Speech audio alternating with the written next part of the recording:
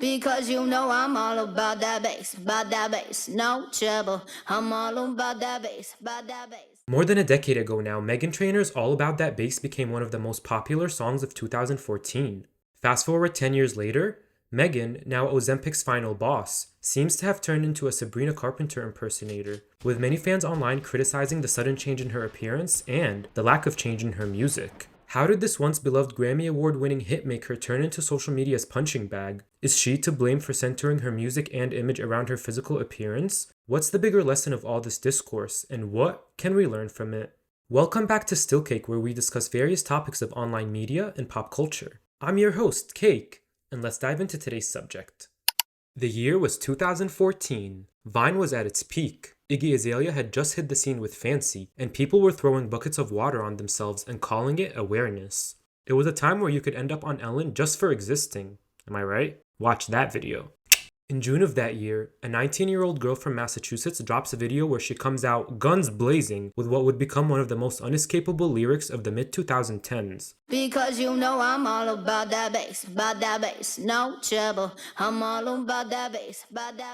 A lyric that, unbeknownst to anyone at the time, would go on to define her career for years to come. Now, this doo-wop sound and body-positive message was very different from what was popular at the time. I mean, for context, this was when the Harlem Shake was a top 10 hit, alongside degrading and objectifying songs like Robin Thicke's I Know You Want It. Who remembers that? Everybody get up. But I digress. All About That Bass, with its catchy chorus and empowering lyrics, proved to be a massive success. The song topped the Billboard Hot 100 chart for 8 weeks. 8 weeks at number 1, and sold over 11 million copies worldwide, becoming one of the best-selling singles of all time. Its accompanying video quickly reached 1 billion views, the first for any debut artist. And thus, a star was born. Following the massive debut of All About That Bass, Meghan, according to Billboard, became a model of self-acceptance for kids across the globe, with The Guardian also calling her the poster girl for the larger woman and pop's emblem for self-acceptance. The media was building Meghan Trainor's image for her,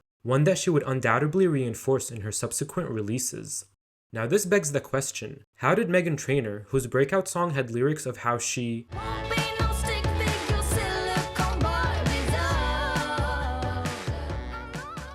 turn into exactly that just 10 years later? To understand how we got to this point, we have to go back to the beginning. Meghan Elizabeth Trainor was born on December 22, 1993, in Nantucket, Massachusetts, to her jeweler parents Kelly and Gary Trainor. Her father, also a music teacher, always encouraged Meghan to pursue a career in music. Meghan's uncle was a musician from Trinidad, and when she was 12, she began performing Caribbean soca music with her family in a band called Island Fusion. Okay, the girl was cultured. They would play Bob Marley covers in bars and even opened for Jamaican singer Beanie Man. In interviews, Meghan would talk about how she grew up with 1950s, doo-wop, jazz, and Caribbean music, all of which played a part in the type of music she eventually started making. As you can tell, music was always around her, and at just 13 years old, Meghan would write her first original song, Give Me a Chance, and boy did the universe answer. In high school, Meghan studied guitar, played trumpet, and sang in a jazz band for 3 years, and was also a substitute cheerleader. Go team go! At the same time, she went to lots of songwriting conventions and was using Logic Studio to record and produce her compositions.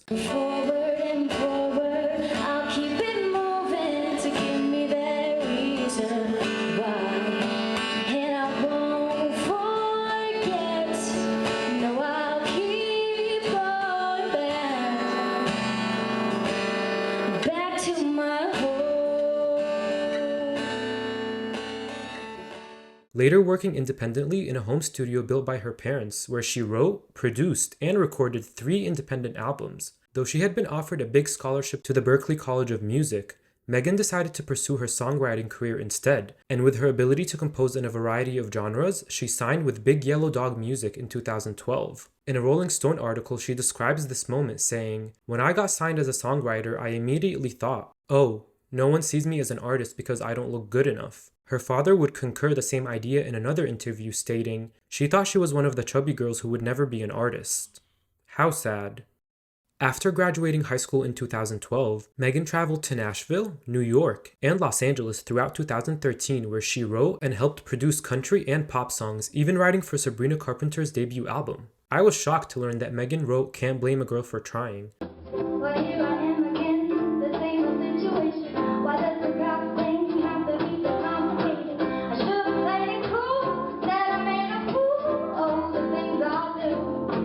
Miss Girl has been banging out hits from the beginning. She also met producer Kevin Kadish in June 2013, and with their shared love for retro-style music, they began writing songs together. In November of that year, Kadish and Trainor co-wrote All About That Bass in 45 minutes, mind you, a song inspired by Meghan's struggle to accept her appearance and feeling insecure about looking at pictures of herself. Pfft, I know that feeling. They pitched it to a few record labels, all of whom rejected it because it wasn't poppy enough, whatever that means. I picture, I'm a man. Start to blush when somebody says your name. Next. And my stomach is a pain. Through an agent, however, Meghan was able to meet the head of Epic Records, L.A. Reid, and after performing the song for him, she was signed 20 minutes later. Now that's epic. Following the massive debut of All About That Bass, Meghan would go on to release hit after hit after hit after hit, and I'm not exaggerating. These hits included Lips Are Movin', which is a certified bop that reached number 4 on Billboard, Dear Future Husband, which reached number 14, and the ever-classic love ballad Like I'm Gonna Lose You, featuring John Legend, which she produced herself on Logic Studio, further showing her wide range of musical styles and helping her earn her third top 10 hit. In simpler terms, Meghan was doing the damn thing in 2014, because you couldn't walk in a store without hearing her music. And teenage me was not complaining, okay?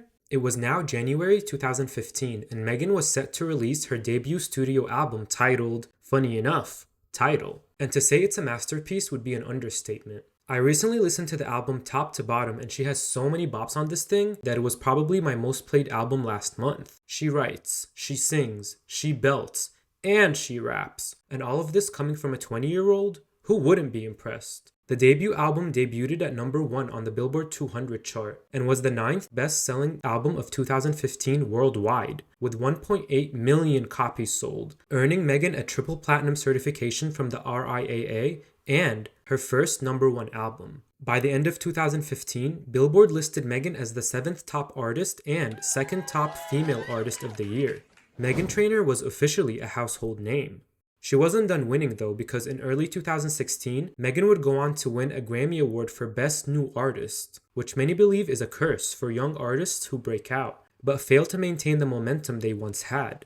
Foreshadowing. That same year, she released her second album, Thank You, which was influenced by the music of Elvis Presley, Aretha Franklin, and Bruno Mars. Her lead single, No, peaked at number 3 on Billboard, while her second single, Me Too, peaked at number 13. I listened to the album along with her entire discography just a few days ago, and I can confidently say that neither Thank You nor any of her subsequent albums besides Taking It Back match up to Tidal. While Meghan sounds more comfortable and continues to build on her distinct sound, Thank You fell flat for me. The only standout songs in my initial listen were the title track and I Won't Let You Down. After that, it seemed as though Meghan faded in the background, at least from the regular viewer's eyes. I'm using myself as an example here. In 2018, she went on to be a judge on The Four, one of those American Idol shows alongside DJ Khaled and Diddy the Diddler. I feel like whenever a singer goes on one of these shows, it's because they're losing relevancy, or want to take a break from music. But what do I know? That same year though, Meghan released her third studio album, Treat Myself, with its lead single, No Excuses, peaking at number 46. While the video looks like a Forever 21 store threw up on it, the song is a banger. Her second single didn't even crack the Hot 100, while her third single, which featured the Nicki Minaj, debuted at number 89. Did she burn too bright? In 2020, Meghan described this period of her career telling Billboard that she and her team didn't know what to do, didn't know what to write, and didn't know how to stay cool. She says that she wrote enough material for 4 albums while trying to adapt to new trends in the music industry. She released Made You Look in 2022, her second lead single for her 4th studio album, Taking It Back, which is a personal favorite of mine that reached number 11 on the Billboard Hot 100. Meghan's last hit. In my opinion, Taking It Back is the only album that can hold a candle to Tidal. Maybe that's what she was taking it back to. Meghan was still working, performing, and putting out music. I mean, she released 5 albums since 2020, but long were the days where anything she dropped would be inescapable for weeks. Has she officially become a has-been? Hell no! Before we get into what Meghan's doing today, we have to discuss the elephant, or rather, Ozempic, in the room. Following a 60-pound weight loss, Meghan saw her decade-long fans turn on her. From comments like, I kinda miss the old authentic you, to, you became the thing you swore to destroy, to, all that work and you didn't touch your nose? Crazy shit. One day, it felt like a flame lit off and I was just getting attacked by so many mean comments. And usually I don't get a lot of mean comments, or I don't look at them and they don't faze me, but these ones were like so aggressive, and they were like, you were the base girl, why are you thin now? And just attacking me. Looking through her Instagram, I believe this picture with Doja Cat was the catalyst that started the onslaught of hate Meghan continues to receive to this day. Since January 2024, Meghan Trainor has worked with a personal trainer, get it, who alongside Manjaro helped her shed all the weight. Meghan puts in the work as seen in these workout videos, but has admitted to using the weight loss medication to help. Kudos to her, because so many other celebrities would never admit it. Meghan says she wanted to lose some weight because... It started with when I was pregnant, I had gestational diabetes, and I was like, oh, I got to learn about health and fitness, and if I want to tour forever, I got to be at my strongest. If I want to lift up my kids from their crib and not pull up my back. To be fair though, when I came across a clip of her new single on Twitter, I also didn't recognize her. So maybe there is some valid discourse to be had there. I believe the problem Meghan Trainor's fans had with her weight loss has more to do with the way she branded herself in the beginning of her career.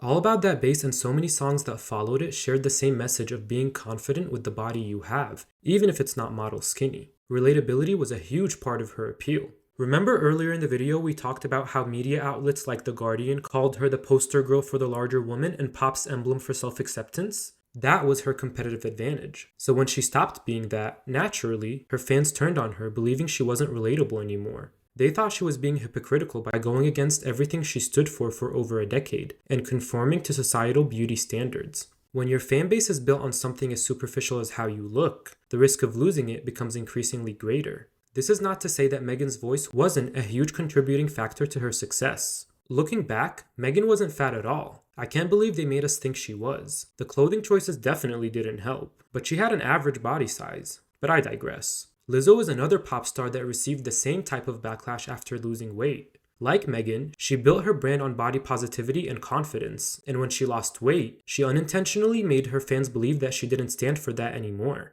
Adele's weight loss in 2020 is also worth mentioning, as she was also a victim of backlash from fans who felt betrayed that she lost weight because they couldn't relate to her anymore. But in my eyes, Adele's case is different because she didn't brand herself as this body positive messenger, and I don't remember her weight being mentioned in any of her music. Bodies change, priorities change, and people evolve. We are not meant to stay the same for the rest of our lives. We also don't know what people are going through, and oftentimes we forget that celebrities are human too. They feel just like you and me. While we can try to understand why fans feel abandoned when their body positive idols lose weight, Meghan, Lizzo, Adele, and anyone else is allowed to live their lives their way and make choices that align with who they are today, not who they were at 19, a decade ago. From researching for this video and watching so many interviews, I've gained so much respect for Meghan Trainor. The talent, charm, and positivity are evident in her entire discography and her person. They are why she is so successful, and I'm so excited to see more of her art.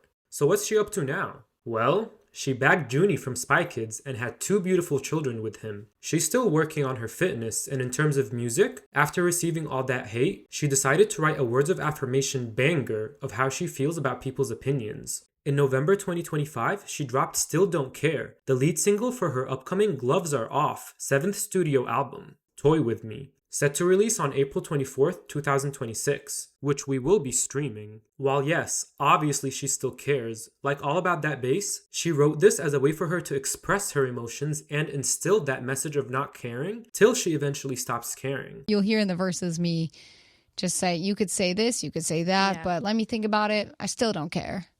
And I do, but I hopefully when I use songs like this to manifest how I think in the future, like All About That Bass. But when I tell you this was my most replayed song for November, I'm not joking. It's a big, loud, and proud anthem that reminds me of why we fell in love with her back in 2014. The song is a perfect response because it highlights how people are always going to have an opinion. When she was thick, people were hating, and now that she's thin, they're still hating. You're damned if you do and damned if you don't. The moral of the story is you can't please everyone.